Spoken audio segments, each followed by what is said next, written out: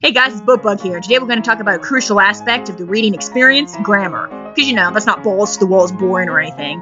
But on the other hand, don't you long to crush your neighbors with your pretentious assery? Don't you want to make other people feel inferior? Because I do. So today we're going to talk about the 4 common grammatical mistakes / misconceptions. If you master these bad boys, you'll have your friends and family feeling inferior in no time at all. Let's first start off with parentheses versus dash. They are not interchangeable, but they do provide different tones to a sentence. Parentheses, for instance, create more of an afterthought. They provide explanatory information that isn't crucial to the meaning of what you're trying to say.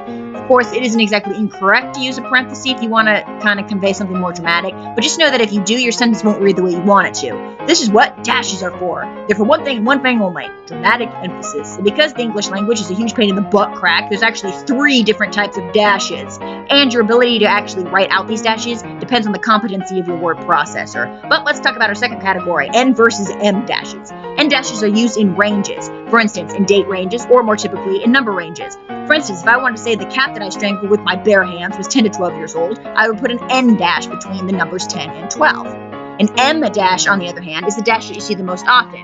It's used for dramatic emphasis. If your processor doesn't create the M dash automatically for you, you can create one manually by typing a hyphen sign 4 times, because that's easy and explanatory enough.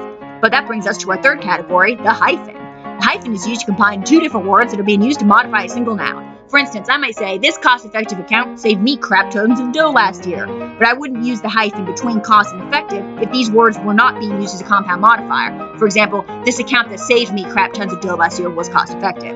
Many people mix up hyphens with M and N dashes. I don't know if this is because they have soda cans for brains, or if their word processor simply sucks hard eggs. But just remember, hyphens combine into a single description words that are words in and of themselves. Get it? Of course, why wouldn't you? It's so easy to understand after all. Our fourth and final category is commas. Commas will love you, cheat on you with a metaphor down the street, and then leave you with shreds of incomprehensible sentences. But don't worry, once we understand these sons of bitches, we can gain dominance and show them who wears the pants in this relationship. And contrary to popular opinion, you actually don't always put a comma where there's a natural pause in the sentence. A comma separates non-essential phrases or provides extra information that could be removed without changing the meaning of a sentence. For example, I would say, Mrs. Bob, the huge woman next door, makes marvelous oatmeal cookies. I would set off the unflattering description of Mrs. Bob with commas because I can remove it without changing the meaning of my sentence, which is to convey that Mrs. Bob makes bitchin' cookies.